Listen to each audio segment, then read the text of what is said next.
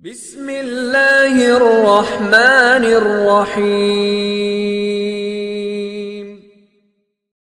حضرت عمر بن شعیب اپنے والد سے اور وہ اپنے دادا سے روایت کرتے ہیں، انہوں نے رسول اللہ صلی اللہ علیہ وسلم سے روایت کیا، آپ نے فرمایا، تکبر کرنے والوں کو روز قیامت آدمیوں کی صورت میں چونٹیوں کی مثل جمع کیا جائے گا، ہر جگہ سے ذلت انہیں ڈھانپ لے گی، انہیں جہنم میں بولس نامی جیل کی طرف ہانکا جائے گا، آگوں کی آگ یعنی سب سے بڑی آگ انہیں گھیر لے گی اور انہیں جہنمیوں کی طینۃ الخبال نامی پیپ پلائی جائے گی۔ مشکات المصابیح حدیث نمبر 5112۔ حضرت عطیہ بن عروہ سعدی بیان کرتے ہیں، رسول اللہ صلی اللہ علیہ وسلم نے فرمایا،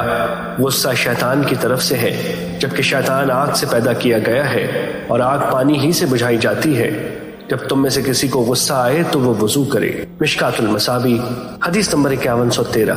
حضرت ابو ذر رضی اللہ تعالیٰ عنہ سے روایت ہے کہ رسول اللہ صلی اللہ علیہ وسلم نے فرمایا، جب تم میں سے کسی کو غصہ آئے اور وہ کھڑا ہو تو بیٹھ جائے، اگر غصہ ختم ہو جائے تو ٹھیک ورنہ لیٹ جائے۔ مشکات المصابیح حدیث نمبر 5114۔ حضرت اسماء بنت امیس رضی اللہ تعالیٰ عنہ بیان کرتی ہیں، میں نے رسول اللہ صلی اللہ علیہ وسلم کو فرماتے ہوئے سنا، برا ہے وہ بندہ جس نے تکبر کیا اور اس بڑی بلند ذات اللہ تعالیٰ کو بھول گیا، برا ہے وہ بندہ جس نے ظلم و زیادتی کی اور وہ غالب و اعلیٰ ذات کو بھول گیا، برا ہے وہ بندہ جو بھول گیا، چیل کود میں مشغول رہا اور وہ قبروں اور اپنے بوسیدہ ہونے کو بھول گیا، برا ہے وہ بندہ جس نے تکبر کیا اور سرکشی کی اور وہ اپنے آغاز و انجام کو بھول گیا،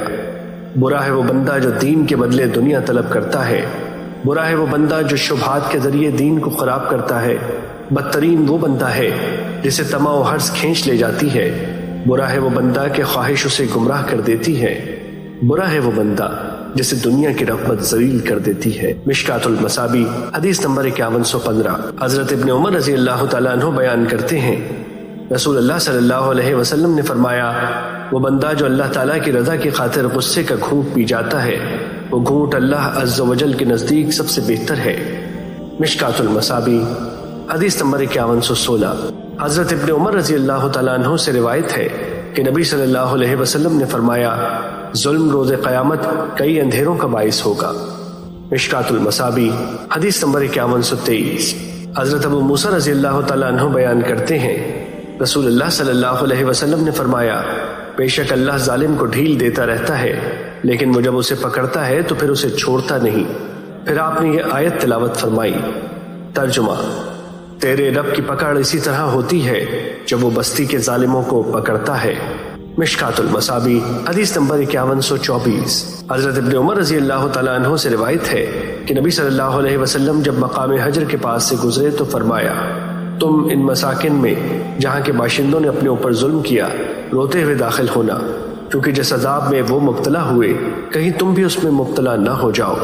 پھر آپ صلی اللہ علیہ وسلم نے اپنا سر ڈھانپ لیا اور رفتار تیز کر دی حتیٰ کہ وہ وادی سے گزر گئے۔ مشکات المصابیح حدیث نمبر 5125۔ حضرت ابو ہریرہ رضی اللہ تعالیٰ عنہ بیان کرتے ہیں، رسول اللہ صلی اللہ علیہ وسلم نے فرمایا،